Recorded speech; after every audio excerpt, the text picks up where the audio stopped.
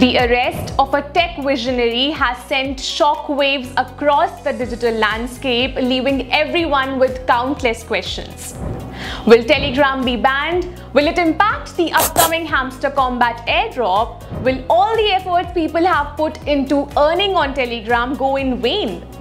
By now, you've likely guessed I am talking about Pavel Durov, the CEO of Telegram, and the series of events that have happened since his arrest. I know you might have a lot of questions, but don't worry, as they all will be answered. So today, we'll take a closer look into the arrest of Pavel Durov, its impact on Telegram, the rollercoaster ride of Toncoin, and the challenges faced by the Ton, that is the open network blockchain. But before we begin, don't forget to subscribe to the channel for more such updates. So today's video is packed with information on how Pavel Durov's arrest not only shook our world but also the world of Telegram, Toncoin and the entire Ton blockchain ecosystem. So let's get started. Last Saturday night, everyone was stunned by the news of Durov's arrest, the founder of Telegram and the brain behind the Ton blockchain, who was detained under allegations that shocked his global following. Reports of alleged crimes and investigations on Telegram and its CEO surfaced all over the internet. Durov's arrest raised countless questions. Was it politically motivated, or was it linked to his involvement with Telegram? While the exact reasons behind the arrest still remain hazy, the immediate consequences were clear. Panic in the markets, especially among Toncoin holders. As the news of Durov's arrest spread, the market reacted swiftly.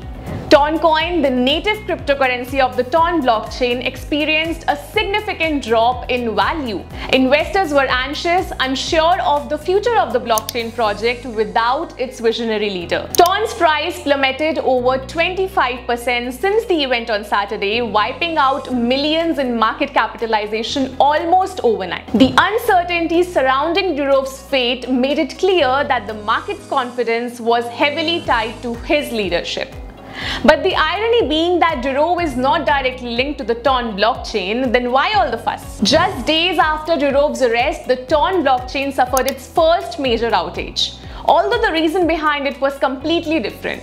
It was the launch of the highly anticipated Dogs airdrop. The airdrop, intended to distribute tokens to loyal community members, instead caused an unexpected surge in network activity, overwhelming the Ton blockchain. The outage lasted for almost 6 hours, and it could not have come at a worse time. With Durov in custody, the development team scrambled to resolve the issue, but the damage was done. Faith in the network was shaken. Just when the faith was lost, a ray of hope emerged when Durov was released from custody on 28th August, and immediately the market responded. The price of Toncoin surged like anything as news of Durov's release spread. Within hours, Toncoin regained much of its lost value with a surge of 8.3% increase within just 20 minutes. Although Durov is released from French custody, he remains under judicial supervision.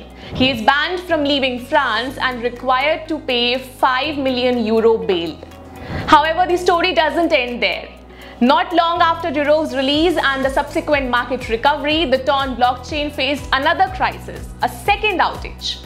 This outage, though shorter in duration, further tested the resilience of the Ton network. Critics began to question whether the blockchain was truly ready for mass adoption or if these outages were signs of deeper issues. The development team promised improvements, but the community's faith had been tested twice in quick succession. So, where does this leave us?